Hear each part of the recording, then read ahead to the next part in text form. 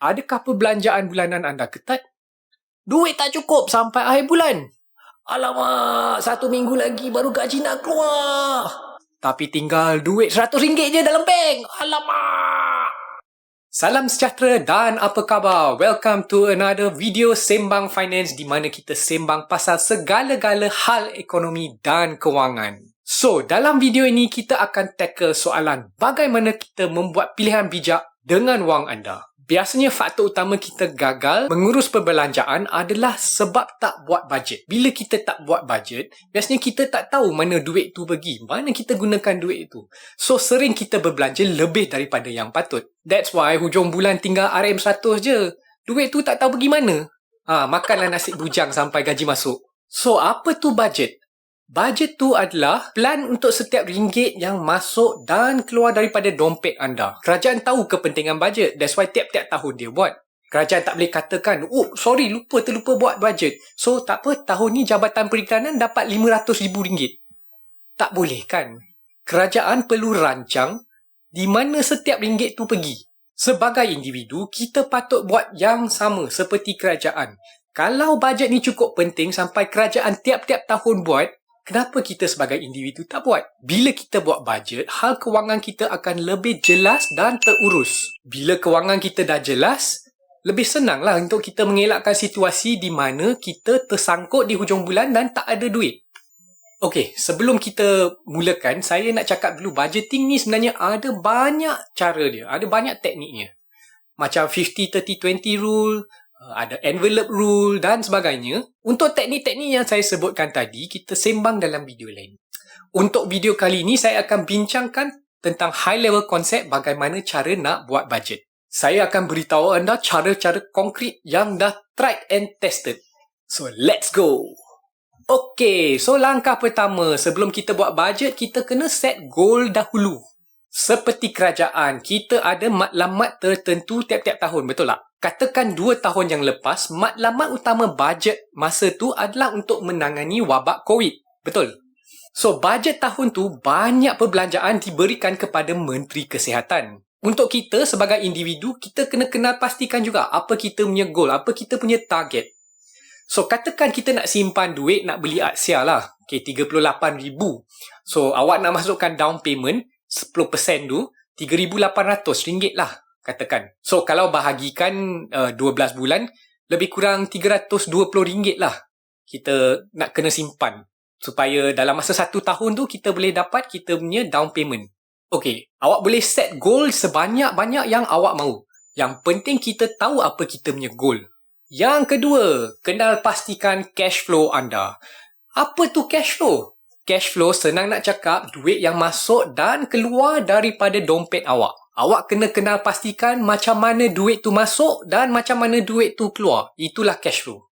Untuk itu, kita akan menggunakan tracking every cent. Nak buat benda ni mudah saja. Yang susahnya lama. Bagaimana nak buat? Kita tulis je semua gaji yang masuk. Katakan gaji kita RM2,500. Lepas tu, ada kita buat Grab RM500. So, duit yang masuk ke dompet kita RM3,000. Lepas tu, untuk semua perbelanjaan, awak kena rekodkan semua. Dan saya maksudkan semua perbelanjaan. Tak kiralah tol RM1 ke, beli gula-gula 20 sen ke, awak kena rekod semua. Di sinilah orang rasa paling menyampah, susah nak buat. Okey, tapi ini step yang paling penting. Tak boleh skip. Jangan skip. Okey, untuk memudahkan kerja awak boleh cuba gunakan app. Sekarang teknologi dah kuat. Dalam Google Play Store tu ada banyak app. Contohnya seperti Spendy yang awak boleh gunakan. Download je. Free. Kalau nak old school, awak boleh bawa buku kecil yang boleh simpan dalam poket tu. Dan tulis setiap perbelanjaan kat dalam. Tak kiralah apa cara yang awak gunakan, wajib buat sekurang-kurangnya 1 bulan. Kalau boleh, buatlah 2 bulan. Dan kalau awak rajin, buatlah sekali setahun. Bagi saya, biasanya saya buat sekali 2 tahun. Kalau awak nak, boleh ikut. Ketiga, bila dah tahu cash flow anda, bolehlah kita buat bajet.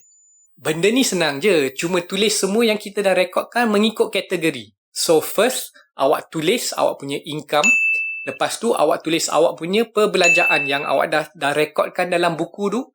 Tulis semua ikut kategori. Bila kita dah tulis, sekarang bolehlah kita cuba adjust budget kita supaya kita punya financial goal boleh tercapai. Kalau selepas buat budget ini, awak positive cash flow, congratulations, budget awak dah siap. Asalkan awak ikut perbelanjaan dan tak lari daripada budget awak, matlamat kewangan anda akan dipermudahkan. Tapi, jika negative cash flow, inilah yang perlu buat kerja sikit. Keempat, bagaimana nak adjust budget kita? Kita akan pakai dua teknik, weighing your needs versus wants and analysing your opportunity cost. Di peringkat ini, kita akan cuba tukar perbelanjaan kita supaya kita sempat masukkan kita punya target kewangan ke dalam bajet kita. Untuk setiap perkara dalam bajet awak tanyalah dua soalan. Soalan pertama, adakah ini keperluan atau kemahuan? Sekiranya ia kemahuan saja, senanglah. Awak boleh terus ambil duit ni, beri kepada kita punya goal. Soalan kedua, kalau ini adalah keperluan, boleh tak saya kurangkan bajet saya dalam kategori ini supaya saya boleh agihkan duit kepada saya punya goal? Apa tu opportunity cost? Salah satu prinsip ekonomi mengatakan bahawa semua manusia mempunyai sumber ekonomi yang terhad. Oleh itu, kita kena buat keputusan perbelanjaan kerana kita tidak boleh dapatkan semua yang kita mahu. Oleh itu, bila awak membuat keputusan untuk mendapatkan sesuatu, anda melepaskan peluang untuk mendapatkan benda lain. Ini dinamakan opportunity cost. Sebagai contoh, sekiranya awak makan di luar, awak akan jimat masa. Tapi awak kena bayar lebih. Tapi jika awak bawa bekalan dari rumah, awak jimat duit, tapi awak kena meluangkan masa yang lebih. Kalau dalam bajet kita, semua kemahuan sudah dipotong dan tinggal keperluan sahaja, kita kenalah buat opportunity cost analysis supaya kita boleh tukar perbelanjaan bajet kita. Buatlah sehingga awak boleh dapat duit untuk fund awak punya goal.